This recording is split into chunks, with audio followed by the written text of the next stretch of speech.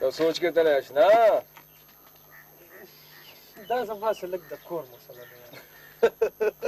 د کور یاله کورونه ستا کور دی چېرته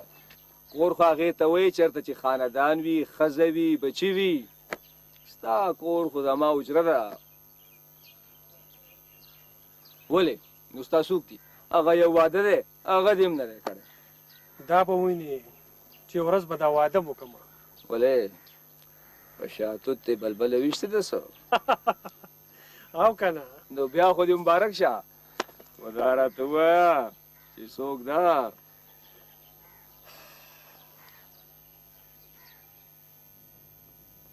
مورې ته ما ولې منې کړې زه به خپل حق نه غواړم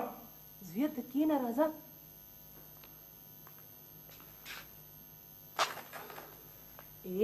حق زه هم چاته نه پرېږدم خو زموږ حق یوازې دغه نه دی اوس به ورسره په چل چلیږو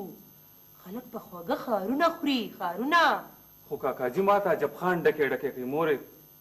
او دا په ما ښه نه لګي زویه په ما خو ټول ښه نه لګي خو دا اوسندارې مخ ته ګورم اوس هم هغې ته زموږ سترګې دي ګنې نو او بچې ولې نه راځه اوسندارې هم ستا خبرې مو کولې زما په دغه کور کې خو یو تی چې زما تپوس کې چاچی نو زما نور څوک دي ګوره ته مې چاچی هم یې او ملګري هم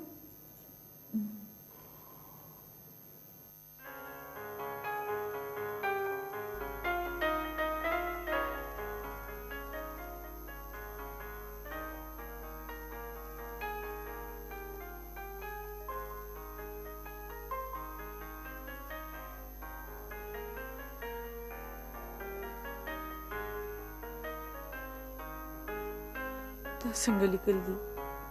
خو دا څنګه داستان دی بنجاري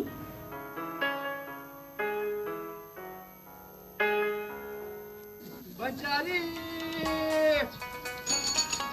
نیوی واخلې بنګړي واخلې دنداسه واخلې رانجه واخلې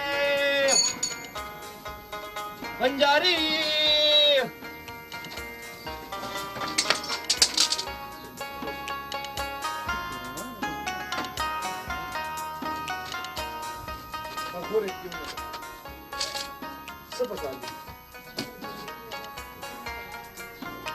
ونیان هم شته دی پکې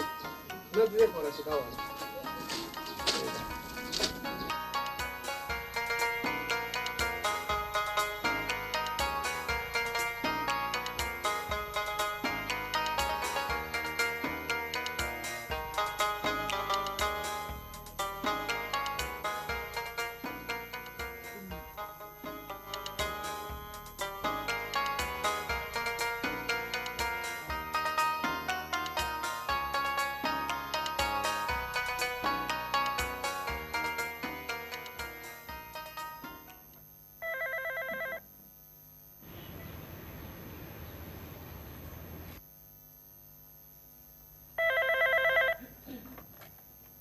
हेलो अस्सलाम वालेकुम वालेकुम अस्सलाम जी دا د प्रोफेसर सागर साहब کور دی जी प्रोफेसर साहब مې لږ پکار دی ولې ستام څه کیسه شته کیسه څه کیسه څه افسانه نه زه صرف شاعري کوم هغه نشته دی تھینک یو زه به بیا رابطه وکړم